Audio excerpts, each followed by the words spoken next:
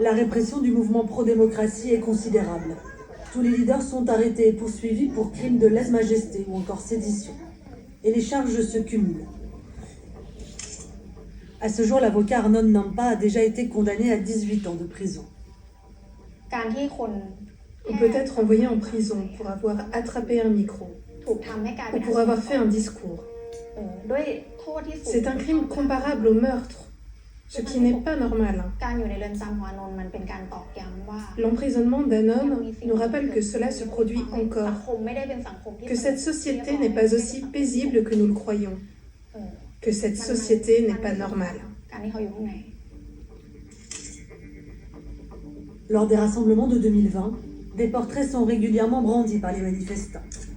Des disparus, anti-monarchistes ou opposés à la junte militaire. Au Laos voisin, 3 corps ont été découverts en décembre 2018. 2 sont formellement identifiés comme des activistes thaïlandais, alimentant les suspicions des manifestants. L'État est pointé du doigt. Nous sommes 9 disparus, des dissidents anti-monarchistes, 9 personnes qui résidaient dans des pays voisins de la Thaïlande, notamment au Laos et au Cambodge. Elles ont été enlevées, puis tuées ou portées disparues. Et personne n'a pu donner d'explication à leur disparition. Personne ne sait qui est derrière ces crimes. Nous ne pouvons que supposer que ces gens ont été les cibles ou les victimes du palais. Ça ne peut pas être qu'une coïncidence.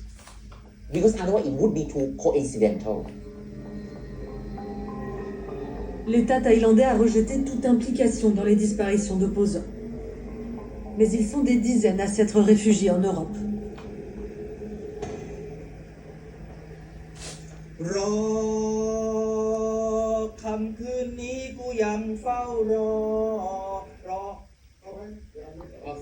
Je fais partie du groupe de musique Fayen. C'est un groupe de musique en exil du fait de la loi de lèse-majesté, l'article 112.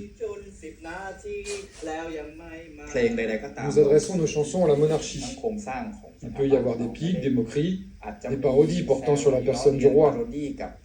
Mais notre objectif est de parler de l'institution monarchique.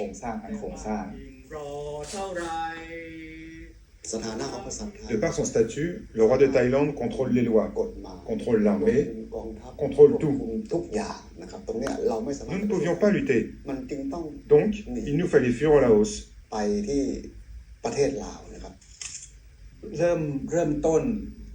2 ans après notre arrivée au Laos, un de nos amis s'est fait kidnapper. Nous ne nous sentions pas en sécurité, car nous savions que nous étions traqués. Craignant pour leur vie, les membres du groupe Fayen se sont enfuis en France à l'été 2019. Ils ont obtenu le statut de réfugiés politiques. Mais 3 mois après leur arrivée, à la terrasse d'un café parisien, alors qu'ils sont réunis avec une autre militante anti-monarchie, 2 hommes s'en prennent à eux. J'ai tiré un des hommes qui attaquait Am. Je tirais, et il s'est retourné, il s'en est pris à moi. Il m'a frappé à la bouche. On les a filmés en train de courir, et on a pu les rattraper tous les 2. Les assaillants sont de nationalité tchèque. Dans leur téléphone, la police retrouve des photos des dissidents thaïlandais. Avouant avoir été recrutés pour cette expédition, ils ont été condamnés par la justice française à plusieurs mois de prison. Mais ils n'ont jamais donné le nom du commanditaire de l'attaque. Je vois assez bien qui peut vouloir nous faire du mal, car nous n'avons pas d'autre ennemi. Il faut quelqu'un qui a beaucoup de pouvoir pour commanditer ce genre de choses à l'étranger.